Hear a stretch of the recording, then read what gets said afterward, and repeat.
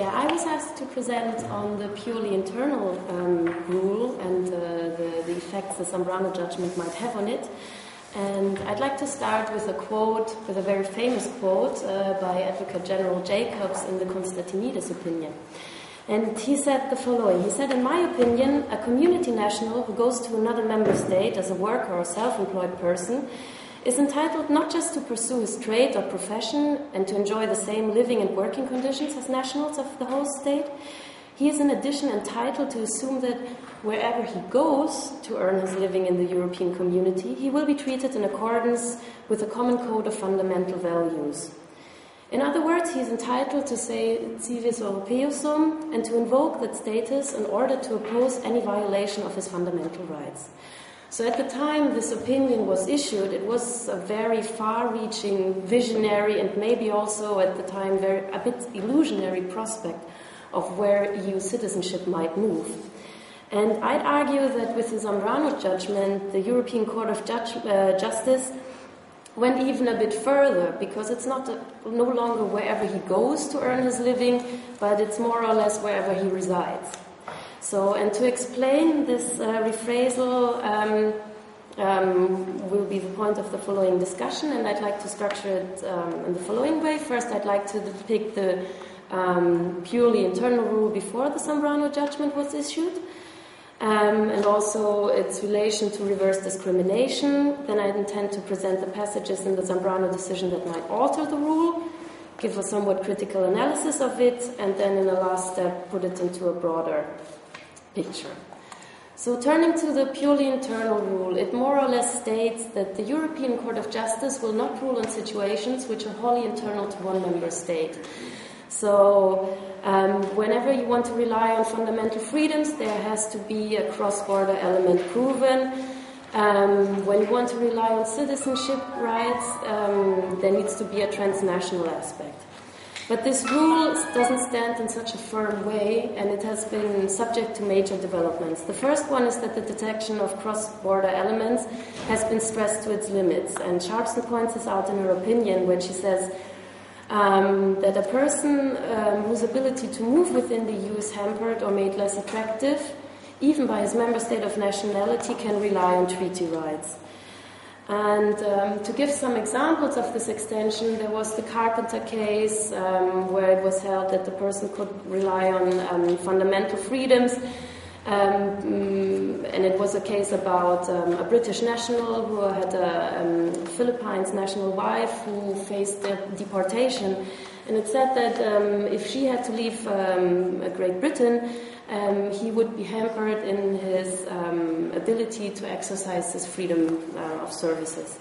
Then you have the Chen case, and it's a case about a Chinese woman who came to Great Britain as an illegal immigrant who got a child in Northern Ireland, and due to some peculiarities of Irish law, the kid got Irish nationality. So without having left the UK, the kid got the other nationality, and on that, through that connection, the mother and the kid could rely on European law. Then, in a somewhat different shape, comes the case of Rottmann. This is the famous case about the Austrian citizen who got naturalized and obtained German citizenship, but he had lied about his criminal record, so he obtained it by fraud. And the question was whether he could be deprived of the German citizenship, but that meant that he'd also lose his European citizenship. And here the court said he could rely, although this was a purely internal situation, according to the court, strictly refined to Germany, he could rely on his citizenship rights under EU citizenship, because losing his German nationality would also imply the loss of the status and the rights attached to the European citizenship. So another part where you see this development of the purely internal rule being expanded is that there are extensive options for bringing preliminary references to the court. It's more of a formal aspect. But, you have these cases where people who are in a purely internal situation have less rights under national law than people would have under European law. And this is actually something for the national courts to decide, but the national courts can, under Guimont, go to the national court and not to the national court, to the European Court of Justice and ask for a ruling. And then the European Court will reply to it, saying that the reply might be useful to the application of the national law, and for that reason they will answer the question, kind of supposing that it took place in a European context. So time and again, cases have been referred to the court that challenge this purely internal rule. And time and again, the European Court of Justice has held up to its dogma not to rule on it. And the question is how Zambrano fits into this saga. And one could say, and that is something Joris said over coffee break the other day, that it seems as if baby Chen has come to grow up. So although all of the elements of this case are more or less refined to the member state of Belgium, there is no cross-border move. The court decided to rule upon it. And turning to the judgment, after they emphasized on the fundamental status of European citizenship, they said in paragraph 42, in those circumstances, Article 20 precludes national measures which have the effect of depriving citizens of the Union of the genuine enjoyment of the substance of the rights conferred by virtue of their status as citizens of the Union. And the question is how to evaluate this paragraph.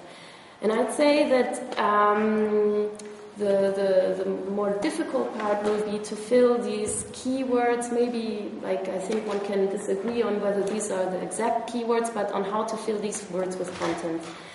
And I think that the purely internal rule has not been abolished by this case, but it has been, at least for certain instances, being seriously altered. And and where it has been altered is probably, and I think that one can say, in cases where Union citizens are seeking residence permissions for their family members or dependents within their own national state. And if it goes further than that, I would think not so. But to critique it real quickly, some of these points have been mentioned before. It's a very short reasoning, and the opinion by Advocate General Sharpston gave way for much more elaborate, detailed. It's kind of a lost opportunity. One could have been more open about what made the court reason in this way, not another. Then there is the question of the reference to the Rothman case, because I remember we discussed the Rothman case in the seminar on European citizenship, and we said that it's not so much about the purely internal rule, but it's about the status of being a citizen. Here they move from talking about the fundamental status of European citizenship to talking about the genuine enjoyment of rights. It might be a bit up to debate, but there's a difference to me between losing the status and losing a right per se, or being hindered in the exercise.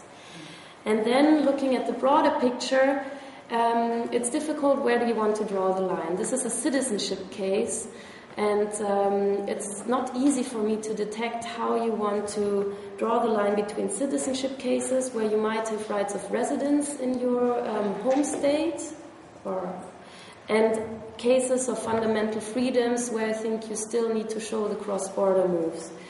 And then, in the very broad picture, this implies that there is a power shift from member states to EU institutions, and particularly from national courts to the European Court of Justice, because there are some cases that now have the potential to be ruled upon by the court which have not entered the field before. So, turning to the last slide, if one wants to look at it in a bigger picture, and I think one has something I'd like to stress is that it's a good judgment in a way that we, I think, all agree on, that it has a happy ending. Where it's good that the people have not been deported and had to leave a country where they'd lived for 10 years. No? But what made the court reason in this way, or kind of rephrasing the purely internal rule? One could say that maybe it was because they saw that Zambrano faced a very difficult situation within Belgium. So he was politically not represented. You can see by the record that all the courts within Belgium were very reluctant to take his fundamental rights claims and we're very much leaning towards expulsion. And so the European Court of Justice might have seen these deficiencies and thought that there was a need to react. And also, if you link it to the reverse discrimination aspects, there's not a real consistency within the jurisdictions of the individual member states on how to deal with this topic. And as it comes time and again, they might have said, now it's time for us to step in because there is no clear picture evolving on the national ground. The other point is something, and here I want to be very cautious, it's just for the discussion, not saying that this is what I really see in this judgment. And it's something that Advocate General Sharpston hints at in her opinion, and what might also be affirmed by like other very strong cases being put out, like the Testa-Shah case or the opinion on the European Patent Court. There might be something evolving, or there is something of a paradigm existing that is about European fundamental rights, and that this is coexisting with the integration paradigm. And so the way I read the judgment is that the European Court of Justice might perceive itself more as a fundamental rights court in the Zambrano case. And in those instances where like serious fundamental rights are impacted of European citizens, it is willing to step in. When we turn to more economic freedoms or the fundamental freedoms where it's acting as a court with a vision of integration, I think you can still say that the purely internal rule has been upheld. Okay, thank you very much.